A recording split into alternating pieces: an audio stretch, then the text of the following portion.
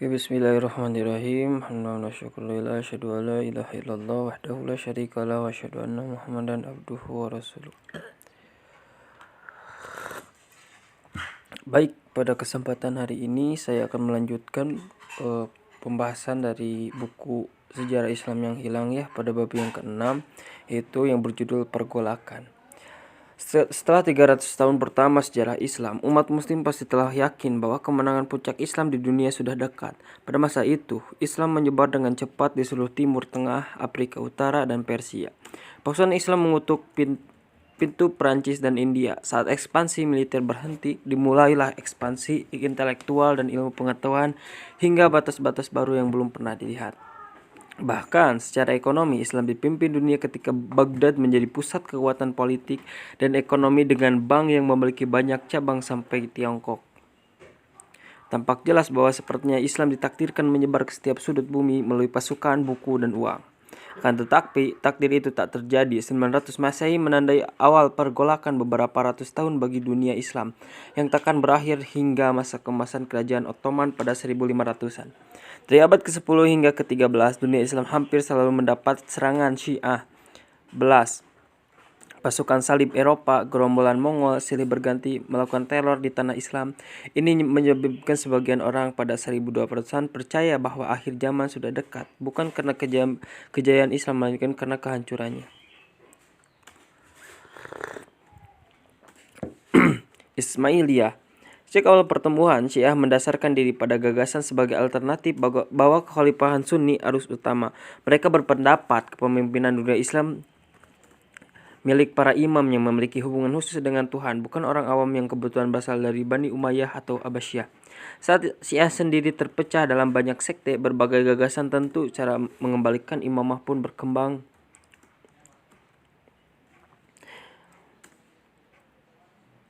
Bagi mereka inilah saat untuk menunggu dengan sabar hingga kembali dan membuka peradaban impian pada akhir zaman. Mereka yakin Imam ketujuh Ismail telah pergi bersembunyi untuk menghadiri penangkapan oleh otoritas Abbasiyah pada pertengahan 700-an. Tak seperti kaum 12 imam yang percaya tak ada imam yang akan datang hingga kembalinya imam terakhir, namun ketujuh imam meyakini keturunan Ismail terus hidup bersembunyi di antara penduduk Islam pada umumnya. Jadi mereka biasanya disebut Ismailiyah.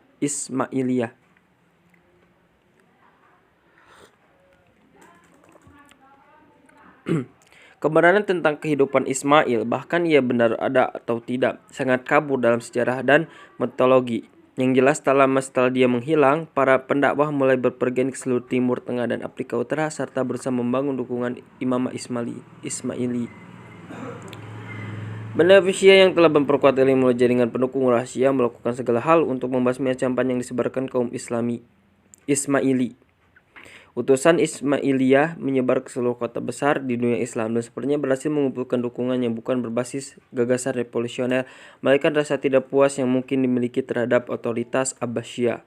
Setelah menyebarkan kepercayaan selama berpuluh tahun, kaum Ismaili siap melancarkan pukulan besar pertama pada kekuatan Sunni sekitar 900 Masehi. Para pendakwah Ismaili berhasil membangkit semangat suku-suku Baduy di Jazirah Arab Timur sehingga menjadi ancaman nyata bagi Abbasiyah. Dikenal dengan nama Qoramita. Kelompok Ismaili ini menyerang Suriah pada 903 Masehi. Sejak 905 Masehi, kaum Qoramiti mengambil pendekatan baru untuk mengembalikan revolusi Ismailiyah. Alih-alih mencari daerah taklukan dan mendirikan pemerintahan baru, mereka meneror Abbasiyah dari basis mereka di Bahrain untuk mencapai tujuan politiknya. Pertengahan 1920-an, kota-kota di Irak seperti Basra dan Kufa disesaki kaum Qoramita. Saat kaum Qoramita menyerbu Mekah, membantai penduduknya dan mencuri Hajar Aswad dari Ka'bah, lalu memindahkannya ke Bahrain sampai 952 Masehi. Secara religius, kaum Qoramita adalah ekstremis yang memasukkan gagasan wahyu, fanatik, dan keyakinan religius pra-Islam dan pandangan dunianya. Tak heran jika kelompok ortodoks Islam tradisional bahkan tak menganggap kaum Qoramita sebagai muslim. Metode mereka terlalu ekstrim untuk diterima dunia Islam dan keyakinan mereka terlalu berlawanan. Ancaman bagi Sunni malah datang dari daerah Maghribi, tempat gerakan Ismaili bangkit didukung suku Berber untuk menjadi kekuatan regional. Fatimiyah. Pendakwah Islamiyah relatif sukses di Afrika Utara. Di sana mereka mampu mengeksploitasi ketegangan tradisional antara suku Berber dari Sahara dan suku Arab dari kota-kota pantai untuk keuntungan mereka. Sepanjang akhir 800-an, pendakwah Ismailiyah menggalang dukungan di kalangan senhaja Berber dengan kekerasan menggulingkan penguasaan Afrika Utara dari dinasti Sunni, yaitu Rustamiyah dan Aghlabiyah menjelang 908. Pada 909 Masehi, kelompok Islamiyah ini menyatakan kemunculan kembali seorang imam keturunan Ismail. Ia bernama Ubaidillah, tetapi mengambil gelar Al-Mahdi, berarti yang mendapat petunjuk atau penyelamat. Asal-usul Ubaidillah tidaklah jelas. Ia mengklaim dirinya sebagai keturunan Ismail. Dengan demikian juga dari Ali dan Fatimah, istrinya. Ini mengarah pada nama dinasti yang didirikan Fatimiyah. Pada 929 Masehi, penguasaan Umayyah di Liberia mengumumkan pendirian kekhalifahan baru yang berpusat di Cordoba untuk melewati Fatimiyah di Afrika Utara. Maka pada 900-an ada 3 dinasti yang mengklaim kekhalifahan Abbasiyah, Fatimiyah, dan Umayyah. Fatimiyah tak puas hanya menjadi duri pinggir dunia Sunni seperti Qaramita. Mereka yakin punya tugas untuk mengambil alih kekuasaan secara menyeluruh dan menegakkan kekhalifahan Islamiyah melalui Ubaidillah. Dari daerah basisnya di Tunisia sekarang, lingkup pengarah mereka meluas dengan cepat, melakukan Sisilia, bergerak ke timur menuju Mesir, dan menjadikan Afrika Utara bagian barat di bawah kendali mereka menjelang 920-an. Setelah meninggalnya Ubaidillah pada 934 Masehi, Fatimiyah mengundurkan ekspansi militernya. Banyak pemberontakan yang terjadi dipimpin oleh kaum muslimin yang tak puas dengan Islamiyah dan pandangannya yang terlepas dari Sunni. Menjelang pertengahan abad ke-10, Kekhalifahan Abbasiyah menjadi sangat tak berdaya. Pada 945, dinasti Persia menaklukkan Irak dan memerintahkan atas nama kekhalifahan. Mengatakan dunia Islam antara Mesir dan Persia sudah terpecah belah, berarti menyederhanakan masalah. Fatimiyah mengarahkan sekitar 100.000 tentara untuk melawan Ikhsidiyah di Mesir dan mengalahkannya dengan mudah. Pemerintahan Sunni di Mesir runtuh di hadapan Fatimiyah yang merampok. Fatimiyah yang menang kemudian mendirikan kota baru Al-Qaira di sepanjang tepi sungai Nil sebagai ibu kota. Akan tetapi hal itu tak terjadi karena Fatimiyah harus menangani ancaman Bizantium di Suriah dan ironisnya serangan sekutu saliran Qaramita dari Bahrain. Fatimiyah harus puas dengan Afrika Utara, Mesir, kota suci Mekah dan Madinah, serta sebagian Suriah dan Palestina. Universitas Al-Azhar didirikan di Kairo pada 970 Masehi untuk menyebarkan keyakinan Islamiyah di kalangan mayoritas Sunni di Mesir. Salah satu usaha paling menarik untuk menyebarkan Islamiyah ke tengah masyarakat terjadi 906 sampai 1021. Mas Khalifah Al-Hakim yang dijuluki Khalifah Gila. Seperti penguasa Fatimiyah, ia ditampilkan sebagai orang terpilih dan memimpin suci oleh pengikut Islamiyah. Jaminan akan keselamatan gereja tersebut yang dibuat Umar pada 637 Masehi diabaikan dan ke tempat itu segera diratakan. Kaum Sunni dilarang masuk ke kota suci Yerusalem, demikian juga Kristen dan Yahudi. Konsumsi mukhlihiyah, makanan pokok Mesir, dianggap melanggar hukum. Masa kekuasaan Al-Hakim berbeda dari yang lain karena kebrutalan dan penindasannya. Hal ini tampak kontras dibanding dengan pemerintahan Abbasiyah dan dinasti Sunni lain. Tanpa dasar hukum dan intelektual yang kuat, Fatimiyah dan keyakinannya tak pernah menarik bagi rakyat. Tanpa dukungan luas dan terhambat oleh perubahan kebijakan radikal setiap suksesi, kekuasaan Fatimiyah lambat laun menurun selama abad ke-11 dan ke-12. Akhirnya mereka disingkirkan Saladin dalam Perang Salib, konflik lain yang membawa bencana bagi dunia Islam. Perang Salib. Mungkin tak ada konflik dalam sejarah Barat dan Islam yang begitu penuh emosi seperti Perang Salib. Konflik itu sendiri berkisar di kota Yerusalem, tempat suci bagi Yahudi, Kristen, dan Islam. Bagi orang Kristen, disinilah Yesus berdakwah, disalib, dan bangkit kembali. Bagi orang Islam, kesuciannya bersumber dari keyakinan bahwa Nabi Muhammad menerima mukjizat berpergian dari Mekah ke Yerusalem dalam satu malam. Kemudian dari Yerusalem naik ke surga untuk berbicara dengan Tuhan. Selama Perang Salib, kenangan akan kejadian tersebut ribuan kali dibangkitkan kembali oleh para raja, sultan, jenderal, pendeta, dan imam untuk mengamalkan orang-orang beriman di kedua belah pihak guna berebut kota itu. Dimulai pada 1095 Masehi, terjadi 200 tahun konflik yang akan mengubah Eropa Kristen dan dunia Muslim secara fundamental. Pendorong perang salib dimulai jauh dari Yerusalem di Asia Tengah. Di sana orang Turki telah hidup selama ribuan tahun sebagai masyarakat suku nomaden yang ditakuti karena ketangguhannya dalam pertempuran. Dinasti Abbasiyah memanfaatkan keterampilan orang Turki dalam peperangan dengan merekrut jenderal-jenderal dari Asia Tengah untuk mengabdi dalam kekuatan militernya sejak awal abad ke-9. Migrasi massal orang Turki segera terjadi begitu suku-suku tersebut keluar dari Asia Tengah dan masuk ke dunia Islam. Saat bermigrasi, suku-suku Turki masuk dan mendirikan negara bagiannya sendiri di tengah kekacauan politik abad ke-10. Yang terbesar adalah kerajaan Seljuk Agung yang didirikan pada 1037 Masehi. Seljuk mendirikan negara stabil yang membentang dari Suria ke Asia Tengah. Asia saat itu era kekuasaan Abbasiyah tinggal kenangan, tetapi Seljuk mengambil peran sebagai pelindung khalifahan yang masih berkubu di istana mereka di Baghdad. Sebagai Muslim Sunni yang teguh, Seljuk bahkan mampu menjadi penyeimbang Fatimiyah dan mencegah ekspansinya pada abad ke-11. Seljuk mendirikan sekolah Nizamiyah di Baghdad pada akhir abad ke-11. Inilah universitas terbesar abad pertengahan dan diselenggarakan tanpa pungut biaya. Pada 1007 Masehi, Seljuk menangani pertempuran penting melawan Bizantium di Anatolia Timur. Kaisar Bizantium Alexios menyadari pihaknya tak mampu memerangi Turki sendirian. Meskipun ada persaingan antara Kristen Timur dan Kristen Barat selama berabad-abad, Alexios yakin hanya persatuan Kristen dapat mencegah keruntuhan kekaisaran Bizantium. Ia mengirimkan permohonan kepada Paus Urban II di Roma untuk meminta bantuan berupa pasukan ekspedisi yang bisa membantunya membalikan keadaan dan memperoleh kembali daerah-daerah yang lepas sejak pertempuran Mazinkert. Atas nama Kristus, Paus Urban memanfaatkan kesempatan ini untuk mengarahkan pasukan Kristen Eropa yang berjumlah hingga puluhan ribu orang. Tetapi ia berniat membantu Alexios atau bahkan melawan Turki. Urban mengarahkan tujuan ke Yerusalem. Pasukan Urban lambat laun terkumpul hingga pada 1096 dan 1097. Pasukan yang dipimpin bangsawan dan kesatria itu mulai bergerak ke Eropa Timur dari Perancis, Jerman, dan Italia. Sepanjang perjalanan, sebagian besar orang Yahudi Eropa dibantai akibat semangat keagamaan yang dikorbankan gereja. Pasukan perang salib pertama begitu menakutkan sehingga saat tiba di luar benteng Konstantinopel, Kaisar Alexius menolak mengizinkan mereka masuk. Ia takut mereka akan menjarah seperti yang telah mereka lakukan di kota-kota sepanjang perjalanan. Sejumlah 30.000 pasukan melintasi Bosporus dan mulai melakukan perjalanan panjang melintasi Anatolia yang tak mampu menahan mereka. Akhir 1907 Masehi, pasukan mencapai Antioch, kota besar yang terletak dekat perbatasan Turki dan Suriah. Kota ini memiliki pertahanan yang bagus. Inilah ujian pertama bagi pasukan perang salib. Jika sukses di sini, mereka bisa berharap dapat melanjutkan perjalanan menuju Yerusalem. Jika gagal, akan jauh lebih sulit merekrut pasukan pada masa mendatang untuk berpergian jauh ke dunia Muslim demi menaklukkan Yerusalem. Penghubungan Antioch mengungkapkan banyak hal tentang situasi politik di Timur Tengah akhir abad ke-11. Kota-kota utama Suriah adalah Damaskus, Aleppo, Antioch, dan Mosul. Semuanya terpecah dan emir-emirnya terlibat dalam perang tanpa henti sepanjang 1090-an. Penguasa Antioch, Yagisian, memohon bantuan dari saudara seimannya di Turki untuk melawan pasukan perang salib yang mengepung, tetapi ia tak mendapat respon apapun.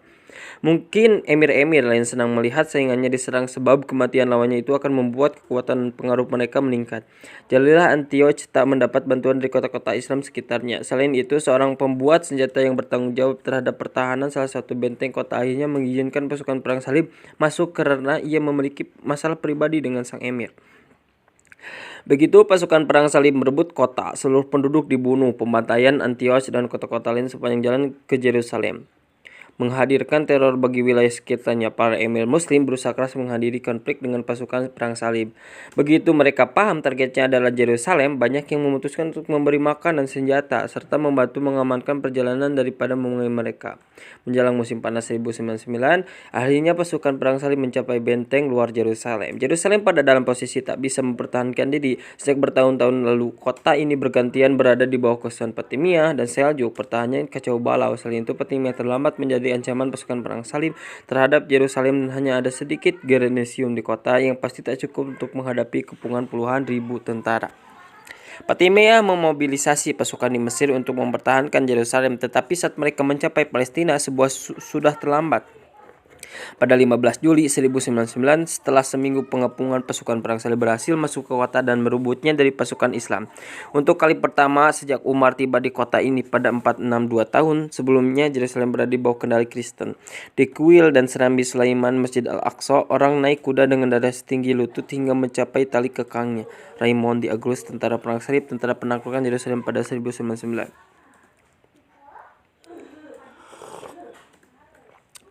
Bagi dunia Islam, penaklukan Yerusalem menjadi bencana. Seluruh penduduknya lebih dari 70 orang dibantai secara massal. Di Masjidil Aqsa, tempat yang diyakini bahwa Nabi Muhammad memimpin seluruh nabi terdahulu salat, darah umat muslim menggenang hingga tulang kering kaki sang penakluk.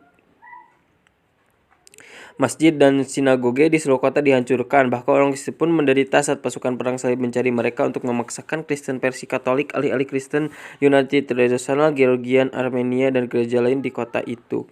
Berita kehilangan kota suci ketiga dunia Islam ini mengejutkan umat muslim seluruh dunia. Fatimiyah kalah dalam peperangan di pantai Palestina dan setelah itu mereka tak berusaha keras membebaskan kota tersebut. Sementara itu, Khalifah Abbasiyah masih tak berdaya dan Emir Turki di Suriah, Irak, dan Persia terjebak dalam perang saudara. Dengan didudukinya dunia Islam, pasukan perang salib mengkonsolidasikan posisinya di sepanjang pantai Palestina dan Suriah. Semakin banyak kota yang ditaklukkan, termasuk yang telah membantu pasukan perang salib saat menuju Yerusalem dalam beberapa tahun untuk 4 kerajaan perang salib menguasai pantai Mediterania. Di Timur Tengah, baru awal 1900-an, Timur dan Barat mulai bercampur di Tanah Suci untuk kali pertama. Sejak kedatangan Islam, para kesatria perang yang menaklukkan wilayah tersebut menerapkan sistem feodal gaya Eropa abad pertengahan. Pasukan perang salib tak menghasilkan demografi bagi kedua Islam. Secara ekonomi, perang salib menandai dimulainya ikatan baru antara Timur dan Barat. Begitu kerajaan perang salib berdiri dan terkonsolidasi, kota-kota negara Italia seperti Genoa dan Venesia secara terlalu mengirimkan armada pedagang ke Tanah Suci. Kekayaan dan pengetahuan yang didapat dari penerjemah karya Islam nantinya akan mendorong Renaissance pada abad ke-14. Baik secara politik maupun militer, tak banyak kemajuan yang dibuat untuk melawan perang salib dalam beberapa dekade berikutnya setelah mereka menguasai Yerusalem pada 1099 Masehi. Dunia Islam terlalu lemah dan terbelah untuk menyusun perlawanan. Saat muncul perlawanan terhadap pasukan perang salib pada pertengahan 1100-an, gejolak berasal dari pusat kekuatan tradisional seperti Baghdad, Damaskus, atau Kairo. Malahan, perlawanan itu datang dari seorang emir Turki, Imad ad-Din Zengi, penguasa kota Mosul di Irak Utara. Sebagai pemimpin yang tabah dan agak kasar, ia mampu menjadikan Mosul dan Aleppo satu negara. Dengan kombinasi kekuatan dua kota terbesar di wilayah itu, pasukannya mampu menaklukkan wilayah Edessa, daerah kekuasaan pasukan perang salib paling utara, pada 1044 Masehi. Zengi berharap bisa membangun persatuan Suriah di tengah ancaman pasukan perang salib dengan menguasai Damaskus, tetapi bekas-bekas kota kerajaan itu tetap tak terjamah. Ketika Imad ad-Din Zengi meninggal pada 1146, anaknya Nur ad-Din Zengi mengambil alih perjuangan untuk menyatukan Timur Tengah. Zengi muda berhasil menaklukkan sebagian besar wilayah di sekitar Antioch pada 1149, dan pada 1154 ia menggulingkan Emir Damaskus dengan bantuan penduduk setempat yang sudah muak dengan persekutuan Damaskus dan pasukan perang salib. Seiring bersatunya Suriah di bawah dinasti Zengi, sepertinya pembebasan Yerusalem dan tanah pendudukan lain mulai tampak di cakrawala. Tetapi serangkaian kejadian yang aneh dan tak terduga mengalihkan perhatian Nur ad-Din pada Mesir dan kemunduran kerajaan Fatimiyah. Karena Suriah bersatu dan lebih kuat daripada sebelumnya sejak kematian kerajaan Seljuk Raya, pasukan perang salib harus menoleh ke utara jika ingin memperluas wilayahnya. Untuk melawan invasi, pada 1163 Raja Yerusalem memimpin invasi ke Mesir dengan dalih penolakan Fatimiyah membayar upeti. Untuk melawan invasi ini, Wazir Agung Fatimiyah Sawar yang telah digulingkan oleh kekuatan istana sehingga tepat sebelum invasi memohon bantuan militer kepada Nur ad-Din Zengi. Ia mengantisipasi kalau pasukan perang salib mampu menaklukkan Mesir. Meskipun was-was akan ekspedisi ini, Zengi mengirim pasukan ke Mesir demi persatuan Islam dalam melawan pasukan perang salib dan mengembalikan kedudukan Sawar pada 1164.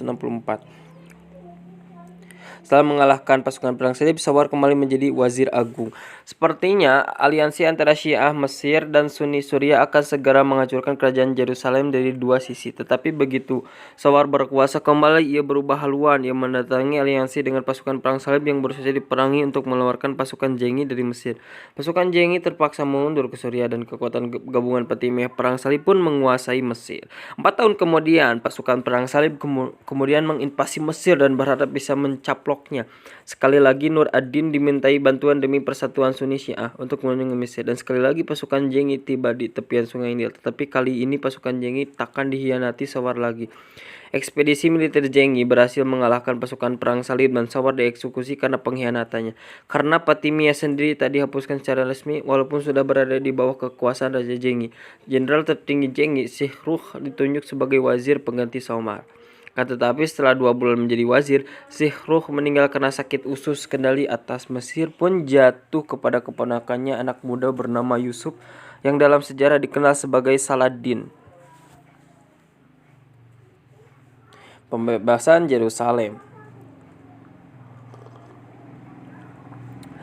Saladin sepertinya tak tertarik pada politik dan perang. Dibesarkan di Damaskus, ia mendalami ilmu pengetahuan Islam di bawah bimbingan beberapa ulama terbesar masa itu. Ia seorang Sunni yang teguh mengikuti mazhab fikih Syafi'i dan mazhab teologi Asy'ari. Bahkan ia tampak lebih tertarik hidup dalam keilmuan dan agama daripada pemerintahan. Tetapi desakan pamannya untuk mengikuti ekspedisi ke Mesir telah mengubah takdir Saladin muda. Saat ia mewarisi jabatan sang paman sebagai wazir pada 1669 Masehi, kecenderungan keagamannya sangat mempengaruhi kebijakan yang diambil. Kerajaan Fatimiyah yang melenceng dan menjadi duri dalam daging bagi Sunni selama beberapa abad secara resmi dihapuskan pada masa kekuasaan Saladin. Universitas Al-Azhar yang pernah menjadi kubu propaganda Islamiyah diubah menjadi sekolah Sunni tradisional dan bertahan hingga sekarang. Masyarakat umum Mesir yang tak pernah memeluk Syiah sepenuhnya menyambut gembira reformasi Saladin dan menjalin hubungan lebih baik dengan Suriah. Akan tetapi Nur ad-Din atasan Saladin di Suriah tak terlalu senang dengan tumbuhannya pengaruh dan kekuatan wazir baru ini. Ketegangan di antara keduanya meninggi. Banyak orang di Mesir dan Suriah yakin bahwa perang antara Zengi dan Saladin takkan terelakkan. Zengi meninggal pada 1174 karena sakit dan Saladin biasa datang ke Suriah tanpa perlawanan serta disambut tunggangan luas masyarakat. Kerajaan perang salib Yerusalem kini dikelilingi negara Islam yang kuat dan bersatu di bawah kekuasaan pemimpin yang yakin bahwa tugas sucinya membebaskan kota tersebut. Organisasi semacam Kesatria Templar dan Kesatria Hospitaler perlahan mengerus otoritas kerajaan Yerusalem. Pada 1170-an dan 1180-an dunia Islam bersatu, sedangkan pasukan perang salib saling berselisih di antara mereka. Ini benar-benar kondisi yang berlawanan dengan situasi pada 1900 Masehi dulu. Meskipun demikian, Saladin tak berhasrat untuk berperang. Ia menandatangani perjanjian perdamaian dengan kerajaan Yerusalem saat mengamankan wilayahnya dari ancaman eksternal dan internal. Masalah terbesarnya mungkin perkumpulan rahasia yang dikenal sebagai Hasisin, di barat namanya menjadi Asasin, kelompok ekstremis Islamiyah yang menilai Fatimiyah telah gagal menjalankan revolusi Syiah seperti yang dijanjikan. Mereka tak segan melakukan pembunuhan politik dan teror agar dunia Sunni patuh. Saladin tak pernah mampu melenyapkan ancaman Hasisin sepenuhnya. Tetapi konflik dengan mereka mengurus perhatiannya menimbulkan paling tidak 2 kali percobaan pembunuhan oleh agen Hasasin. Saladin dipaksa kembali fokus pada pasukan perang salib pada pertengahan 1980-an setelah provokasi berulang dari kesatria militan Hawkins Reynald de Chatillon yang telah melanggar banyak perjanjian damai, membantai rombongan jemaah haji, bahkan berusaha menyerang Mekah. Dalam Perang Hattin pada 1187, pasukan Saladin benar-benar memukul mundur pasukan di Yerusalem. Hanya beberapa kesatria yang tersisa di kota suci yang menyerah pada Saladin pada Oktober tahun itu. Saladin dengan peka mengikuti jejak Khalifah Umar yang kali pertama menaklukkan kota tersebut pada 637. Ia tak membalas pendudukan Kristen dengan pembantaian lain. Seluruh penduduk kota mendapat jaminan keamanan menuju tanah Kristen. Mereka juga diizinkan membawa harta bendanya. Situs Kristen ini di kota dilindungi dan ziarah diperbolehkan. Sikap mulia Saladin tak dilupakan oleh pasukan Kristen yang kalah. Legenda sifat kesatriaannya segera menyebar ke seluruh Eropa. Pertempuran berikutnya adalah Saladin dan para raja perang salib, terutama Richard Hati Singa, pun dipenuhi kisah saling menghormati antara Islam dan Kristen.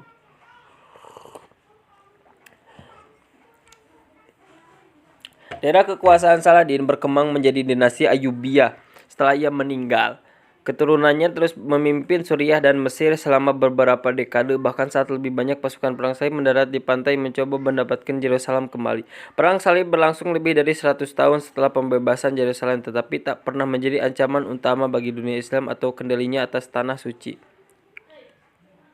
Hanya 20 tahun setelah pembebasan Yerusalem oleh Saladin, seorang panglima militer bernama Genghis Khan mampu menyatukan berbagai suku Mongol di utara Tiongkok menjadi satu negara dengan tujuan ekspansi militer terus-menerus. Walaupun Genghis Khan berada jauh 5.000 km dari jantung dunia Islam, ekspansi yang dilakukannya akan segera mengancam seluruh eksistensi Islam sebagai kekuatan politik.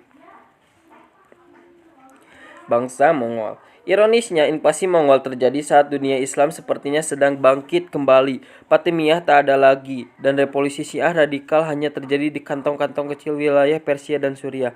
Pasukan Kristen masih menguasai beberapa wilayah pantai di Suriah dan Palestina, tetapi bukan sebagian ancaman bagi kesucian tanah Islam. Sementara itu, Bizantium belum mampu menutup kerugian mereka di Majinket dan sedang mengatasi masalah yang ditimbulkan pasukan Kristen yang sepertinya lebih suka memerangi teman semasa Kristen di Konstantinopel daripada Islam di Yerusalem. Akan tetapi, stabilitas awal 1200-an hanya berumur pendek. Genghis Khan dan bangsa Mongol telah berubah dari suku pengganggu di utara tembok besar Tiongkok menjadi kerajaan dunia utama hanya dalam beberapa tahun.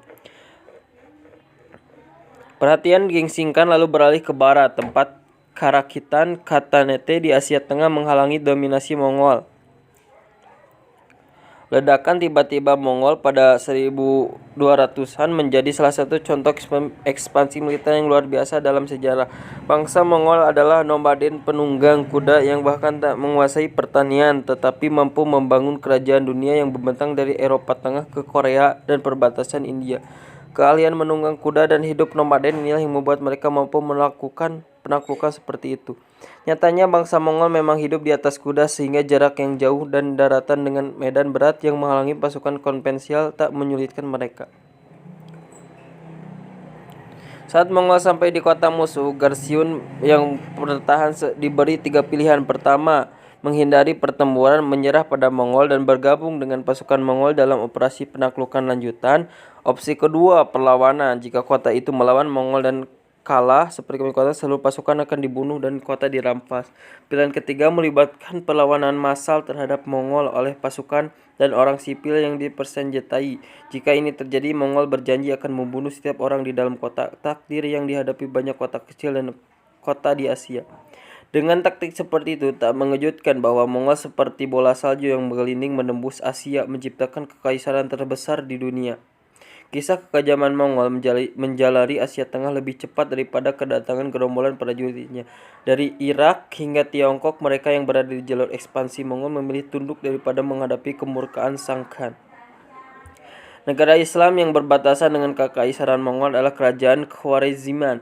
Kerajaan ini terdiri atas sisa-sisa wilayah sejak kematiannya Kerajaan Seljuk dan menyatukan sebagian besar Persia di bawah kekuasaan Shah Muhammad.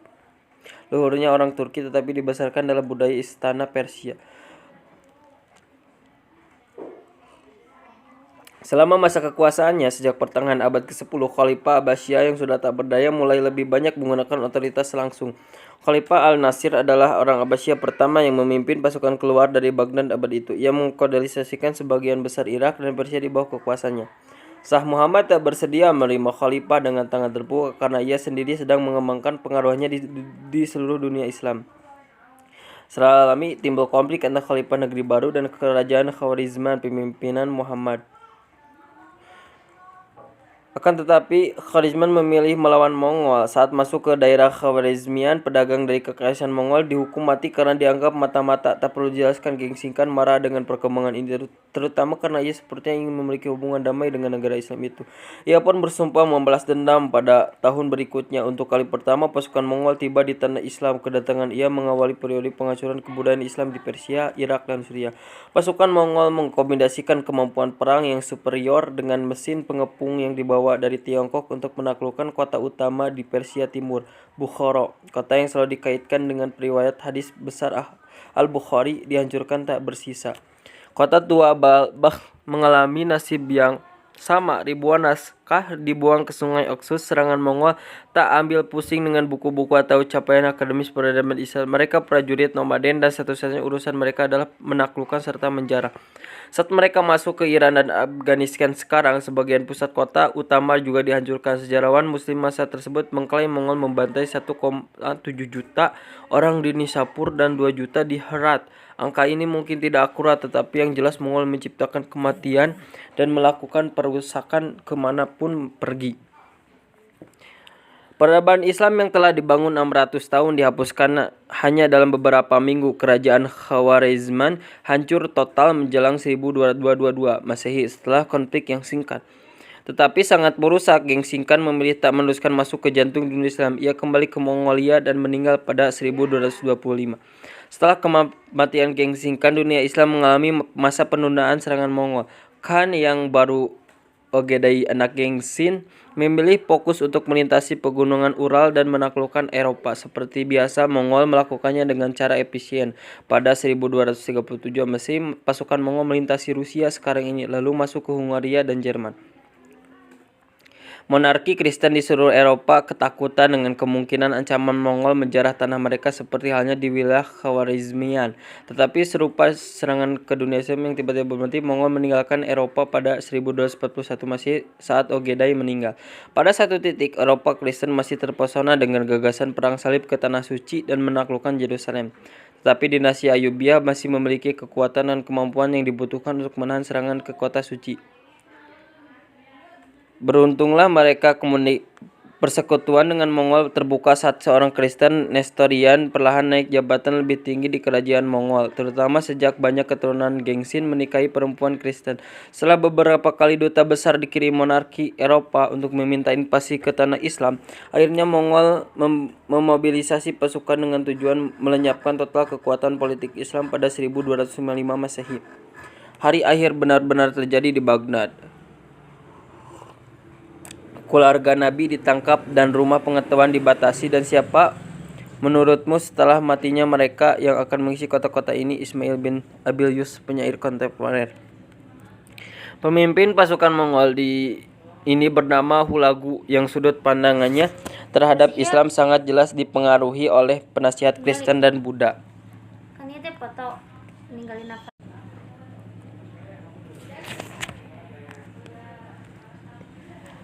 Jumlah pasukannya mungkin terbesar yang pernah diturunkan, lebih dari 100.000 orang. Pasukan dari Kristen Armenia dan sisa negara perang salib juga bergabung. Dunia Islam tidak siap menghadapi serangan besar ini. Kerajaan Khawarizmian tercerai berai dan sangat lemah akibat invasi Mongol pertama 30 tahun lalu. Khalifah Abbasiyah baru saja mengendalikan Irak dan sedang bertempur melawan sekte Hashashin untuk merebut kekuasaan. Sementara itu, keturunan dinasti Ayyubiyah, Saladin, digulingkan oleh tentara budaknya sendiri yang dikenal dengan sebutan Mamluk dan mendirikan Kesultanan Mamluk di Mesir. Sekali lagi dunia Islam yang terpecah lemah menghadapi invasi dari tanah asing, dan sekali lagi bencana akan terjadi. Pada 1922 Masehi, pengelana dan ahli hukum Ibnu Fadlan menulis catatan pertama yang pernah ditemukan tentang Viking. Mongol pun menyapu Persia. Di sana mereka menyerang Hashashin habis-habisan. Benteng Alamuat yang sekian lama tak bisa ditaklukkan Sunni dihancurkan Hulagu pada 1256 Masehi. Khalifah Al-Musta'sim menolak menyerah dan menerima otoritas Mongol. Tak pernah sebelumnya dalam sejarah Islam ada khalifah jatuh atau ibu kotanya direbut. Akan tetapi kali ini tak ada lagi kemenangan ajaib yang terjadi. Tak ada aliansi negara Islam besar yang dibentuk untuk mempertahankan kekhalifahan. Penaklukan Baghdad menjadi salah satu peristiwa paling menghancurkan dalam sejarah Islam. Seperti biasa, pembantaian segera mengikuti kejatuhan kota Baghdad. Seluruh penduduk muslim dengan perkiraan berjumlah antara 200.000 dan 1 juta orang terbunuh. Hanya sebagian kota berpenduduk Kristen yang disisakan. Rumah hikmah kuno yang didirikan Al-Ma'mun untuk mendorong pembelajaran ilmu pengetahuan hingga batas-batas baru pun rata dengan tanah. Buku-bukunya dibuang ke sungai Tigris. Tinta ratusan tahun ilmu pengetahuannya membuat air sungai berwarna hitam. Ribuan karya matematika, ilmu pengetahuan, geografi, sejarah, teologi, dan jurisprudensi lenyap selamanya. Dengan kehilangan besar seperti itu, kita hanya mendapatkan sebagian karya ilmuwan besar zaman keemasan seperti ilmu Al-Haytham, Al-Biruni, dan ilmu Sina. Penemuan lain yang mungkin telah mereka dapatkan tetapi belum kita sadari dibuang ke sungai Tigris, tak pernah dibaca lagi. Selain ratusan tahun pengetahuan dihancurkan, Khalifah sendiri ditangkap, Hulagu dibungkus dengan salah satu karpet mahalnya dan diinjak-injak sampai mati oleh penunggang kuda Mongol.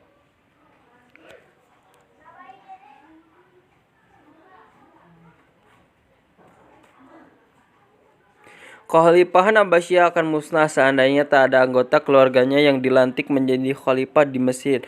Tak lama setelah pembantaian, Kekhalifahan Abbasiyah di Mesir berlangsung sampai 1517 masih di bawah otoritas Mamluk. Tetapi khalifah ini sekedar boneka yang tak pernah lagi memegang kekuasaan sejati. Tentu saja Mongol tak berniat berhenti di Baghdad. Hulagu terus maju ke Suriah. Aleppo dan Damaskus direbut. Ini menggembirakan orang Kristen di wilayah tersebut, terutama para pasukan perang salib. Umat Kristen bertahan di Masjid Umayyah di Damaskus, salah satu masjid terbesar dan termegah di dunia. Sepertinya tak ada yang akan bisa menghentikan Mongol bergerak ke selatan menuju Mesir, menghancurkan peradaban Islam di sana, dan menghapus Islam dari muka bumi secepat kebangkitannya 600 yang lalu. Akan tetapi itu tak terjadi. Kesultanan Mamluk muda menahan laju Mongol di utara Palestina pada 1260 Masehi. Sultan Baibar memimpin pasukan Mamluk dalam pertempuran yang sudah ditetapkan. Di sana ia menggunakan taktik kavaleri ala Mongol dan membuat Mongol mengalami kekalahan pertama sejak mereka tiba di tanah Islam. Kemenangan ini sangat berarti bagi Mesir dan mungkin bagi Islam sendiri, menyelamatkan mereka dari kekejaman Mongol. Invasi lebih lanjut juga sia-sia, terutama sejak seorang Khan Mongol di Rusia, Berke, masuk agama Islam dan bersekutu dengan Mamluk untuk melawan Hulagu.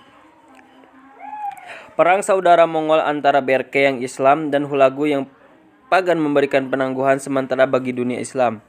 Lagi pula pada akhir 1200 seluruh kekaisaran Mongol terpecah belah, beberapa negara bagian ekspansi terhenti. Peradaban dunia selamat dari serangan Mongol, tetapi hanya bayang-bayang kejayaan dunia Islam yang tersisa. Persia dan Irak dibuat hancur kota secara politis. Suriah musnah akibat peperangan. Kota suci Mekah dan Madinah nyaris saja direbut oleh pagan itu. Akibat penghancuran abad ke-13, pernyataan teologi serius bermunculan. Umat Islam masa itu kesulitan menambahkan keyakinan mereka antara Islam sebagai agama sempurna dan kehancuran yang menimpanya. Jutaan jiwa muslim binasa di ujung pedang penyerbu, dan yang paling buruk, Mongol merupakan penyembah berhala. Mereka bahkan bukan ahli kitab. Bagi Islam, menjalani takdir kekalahan di tangan Mongol seperti itu sangat problematik. Sebagian mula bertanya-tanya apakah ada yang salah dengan Islam. Pada ahli teologi muslim bangkit memerangi pikiran tersebut dipimpin Ibnu Taimiyah 1263 sampai 1328. Ia berpendapat tak ada yang salah dalam dunia Islam. Menurut dia, masalahnya umat Islam telah menyimpang dari amalan yang benar dan bencana Mongol ini akibat orang Islam muslim tersesat. Mirip dengan Al-Ghazali 200 tahun sebelumnya. Ia mencoba membersihkan Islam dari apa yang dianggap inovasi yang berlawanan dengan sunnah Nabi. Walaupun sufi, ia mencela filsafat mistik yang berlebihan pada beberapa cabang sufi dan meyakini akhirnya mereka berujung pada politeisme. Pada yang sama, ia menolak legitimasi para pemimpin muslim yang tidak menegakkan hukum Islam dan bertindak tanduk dengan cara Islam.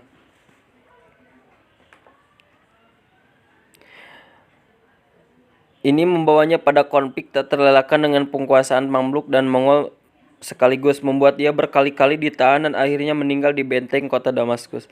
Gagasannya membantu menimbulkan harapan bagi banyak orang di dunia Islam. Bahkan jika mengikuti ajaran Islam yang murni dan tak diubah, mereka bisa sekali lagi bangkit menjadi penguasa dunia.